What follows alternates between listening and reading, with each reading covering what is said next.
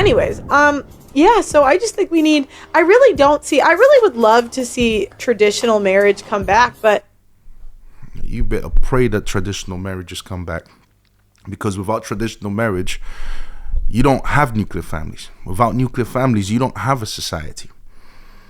We need traditional marriage to come back. This is a fact. And anyone who disagrees that you can't get nuclear family without marriage, just look at what has happened. Marriages have been declining since 1960s. They have been steadily declining. What else has been declining? Nuclear families. What else are we not seeing? Nuclear families. So we can see a correlation right there. We can see that the decline in marriage means the decline in nuclear families. This is a fact. All right? It's not up for discussion. This is a fact. So yeah, if you want society to continue, you better pray. I just don't think they're going to do that. Who's they? Who's they? The people that are responsible for bringing back marriage are people who believe in marriage. What does she mean by they? They as in who? The powers that be? The powers that be are not interested in bringing marriage back. Especially traditional marriage. The powers that be built a system. They're the ones who created this system that's actively trying to destroy marriage. With no fault divorce. Yeah.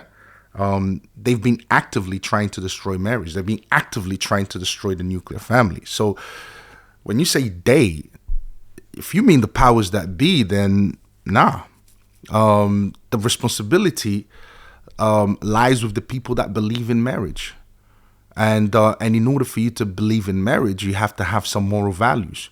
It's those moral values that allows people to believe in the sanctity of marriage and to actually stay faithful throughout their marriage. It's those moral values that change everything. Okay, so yeah, so I don't know what she means by they. As far as I can, if she means the powers that be, they have no interest in bringing back marriage. They are trying to destroy marriage. That's what they're trying to do, and they're trying to introduce alternative family structures into society. I mean, come on, look at the decline of the birth rate. Okay, people are having 1.2 children now. Okay, and the alternative family structures that I was mentioning, this is what kids are being indoctrinated in school to accept.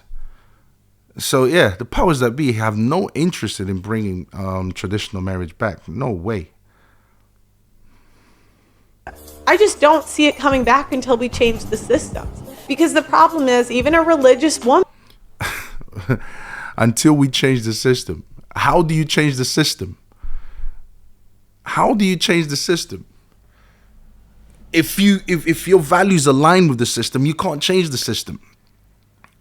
In order for you to change the systems, your values cannot align with the system.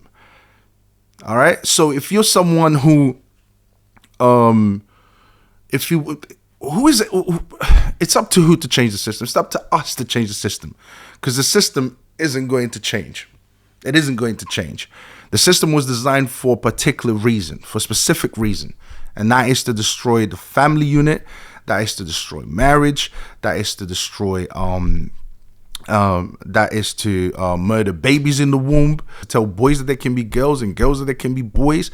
That's what the system was created for.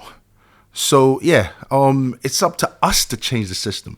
But you can't change the system if your moral values align with the system. The system wants you to abort your kids. The system wants you to go clubbing and have sex outside marriage. If you are that type of person that believes in that type of stuff, how are you going to change the system? That means you believe in the system. So it's up to the people who have different moral values to change the system. If I believe in the sanctity of marriage, that literally means that I'm against the system. Okay, so it's up to me to change the system. All right, let's continue. Let's see what else she has to say. Woman can be influenced by the media. Even a religious woman can be influenced by your friends. Even a religious woman can be influenced by her peer group. Yeah, that's facts. Even a religious woman can be influenced by the media, can be influenced by peer groups, and so on and so forth. But who's more likely to be influenced by the media and the peer groups? Is it the modern Western feminist woman that believes in my body, my choice, or is it the religious woman that believes in Jesus? Who is more likely to be influenced? She's absolutely right. Even a religious woman can be influenced, but who's more likely? On the bounce of probabilities, who's more likely to be influenced? So what? We should give up on marriage because even religious women can be influenced? That's nonsensical. I don't understand that logic. Listen, all throughout human history, there's always been injustices. There's always been tyranny.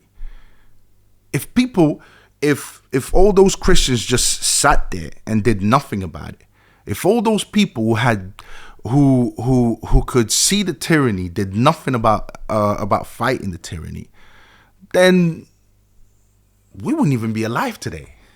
Humanity wouldn't even get to the point that that we got to. So, yes, even even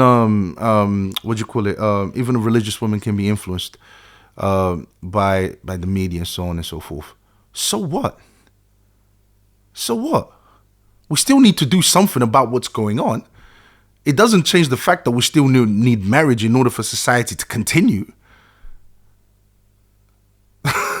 It doesn't change the fact that we need nuclear families for the society to continue. Because if we do nothing, guess what's going to happen? It's going to lead us to self-destruction. Is that what you want? She's not making sense to me, man. All right, man. Hope you guys enjoyed that reaction. Don't forget to subscribe and comment and follow us, man. The Solution Podcast, we're here.